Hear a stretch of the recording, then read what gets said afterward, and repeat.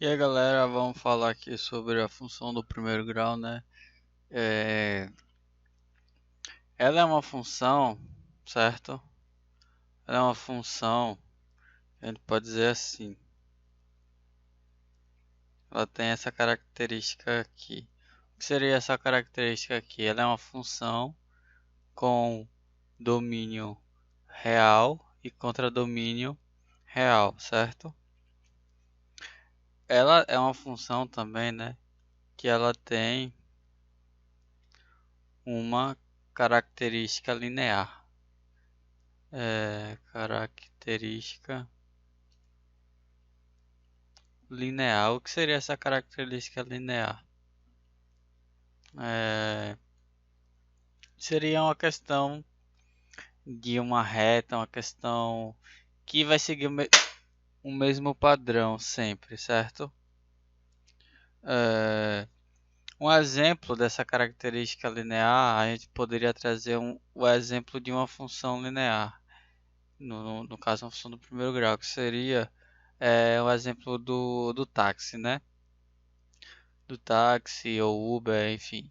Quando a gente vai utilizar o serviço de transporte, né, a gente vai pagar por dois tipos de taxa. A gente vai pagar uma taxa inicial, né, uma taxa inicial, certo? Que no nosso exemplo a gente pode dizer que é R$ 3, certo?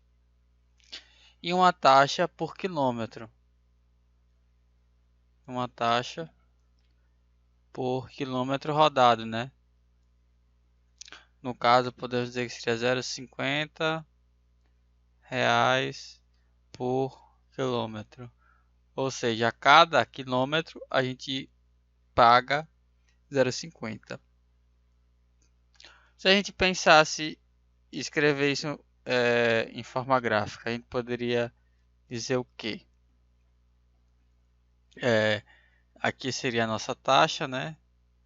E aqui nosso quilômetro. Essa taxa inicial a gente vai pagar. Se você vai no aplicativo lá e aciona e você cancelar, você tem que pagar uma taxa, certo?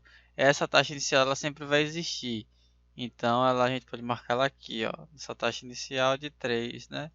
E a cada quilômetro a gente vai ter um crescimento de 0,50. No caso, a gente andou aqui 1 quilômetro, a gente vai para 3,50, né, que seria aqui, certo? Aí vai crescendo assim. Aqui 1 quilômetro, aqui 2 quilômetros, a gente vai para 4, né? R$ 4, aqui 3,50 e assim vai, ou seja, nossa conta ela vai ser proporcional ao valor da taxa inicial mais essa taxa daqui, né? Certo? É, Isso mostra uma característica linear da nossa função. Voltamos agora para a forma dela, seria o que? A sua forma reduzida. A gente tem uma forma de y vai ser igual a ax mais b, eu vou botar o a aqui e o b aqui, de cores diferentes, certo? A e b, eles são o que? São coeficientes, certo? Coeficientes. Observem aqui que o y e o x são o que? Nossas variáveis, né? Nossas variáveis. A gente tem quais tipos de variáveis, né? X e y. X é uma variável independente, né? Essa daqui é uma dependente, nosso y, né? E os nossos coeficientes, eles têm a classificação de A e B. O A é o coeficiente angular, certo? E o B é o nosso coeficiente linear. A forma dela, para a validade dessa equação aqui, né? Ela tem que ter o quê? Que nosso A tem que ser diferente de zero, certo? Senão ela perde o seu grau. Então, para a validade dessa equação, tem que ser igual, diferente de zero, o nosso A, certo? Vamos tratar alguns exemplos aqui. Exemplos de identificação. Eu tenho y igual a 23x menos 1. F de x é igual a 4 terços de x mais 10. Quem seria o nosso A nessa primeira equação aqui? Seria A igual a 23, né? Nosso B seria menos 1. B igual a menos 1. O f de x aqui, né? A gente pode dizer que y é igual a f de x. Nós temos sempre essa característica aqui. Nessa segunda equação aqui, nós temos que o nosso A vai ser igual a 4 terços. Nosso B igual a 10, certo? Agora vamos para a característica da função, né? Que seria de toda função que a gente tem, que seria o seu zero da função, certo? Zero da função ou raiz, certo? O que seria zero da função? Seria o valor. A função é o que? Nós temos o nosso x, nós temos uma maquinazinha, né? Nosso f de x, nós temos um y. Qual seria o valor de x, certo? Que essa maquinazinha aqui daria o nosso resultado igual a zero, certo? A gente pega o x, joga nessa formulazinha aqui, a gente obtém o y, né?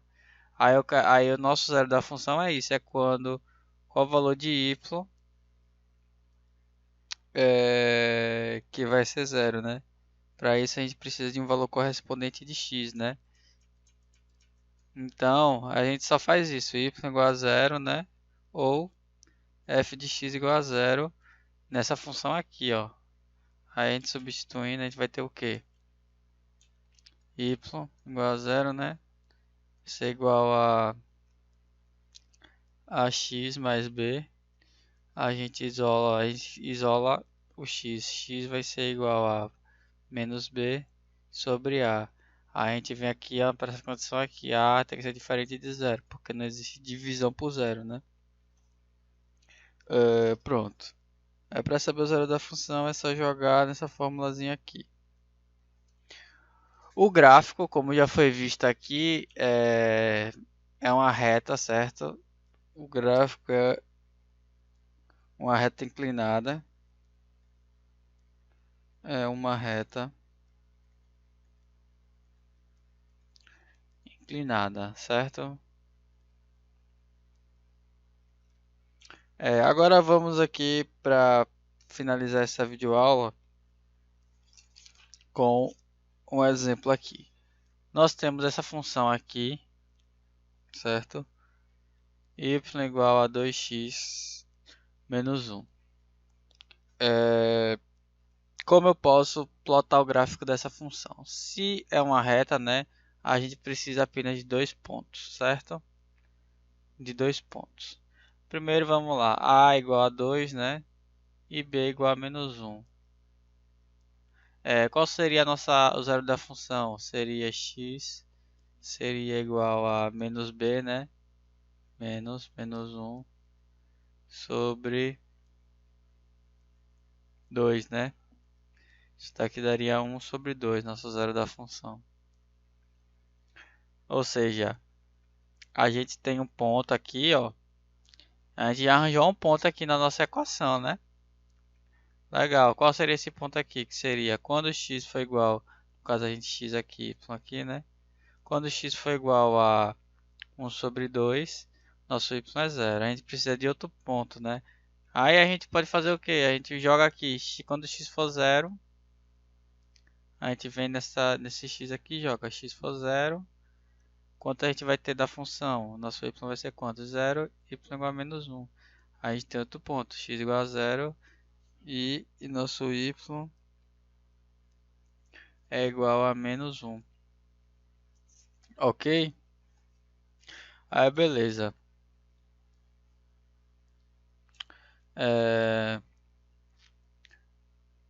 Vamos desenhar aqui nossa função agora. Aí nós temos dois pontos, né? A gente tem x igual a 1 sobre 2. Nosso eixo x aqui vai ser sempre esse. Nosso eixo y aqui vai ser sempre esse.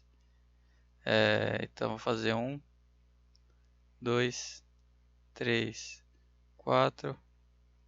1, 2, 3, 4 e assim vai, né? Até o infinito. Nosso x igual a 1,5, né? Marquei aqui. O y vai ser 0. Então esse ponto fica aqui mesmo, né? Nosso x igual a 0. Tá aqui, né? X igual a 0. O nosso y vai ser igual a menos 1. Então a gente vem pra cá. Aí é só ligar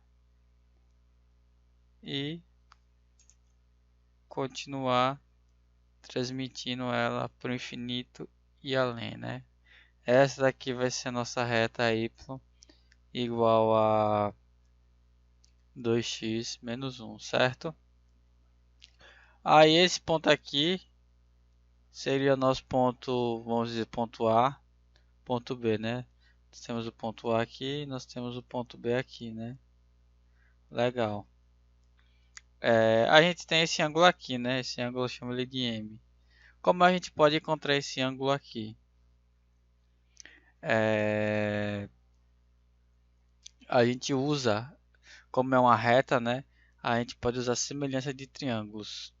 A gente vem para essa fórmula aqui, m igual a y2 menos y1 sobre x2 menos x1. De onde vem isso? A gente pega aqui um triângulo aqui, né? Com o mesmo m, né? A gente faz assim.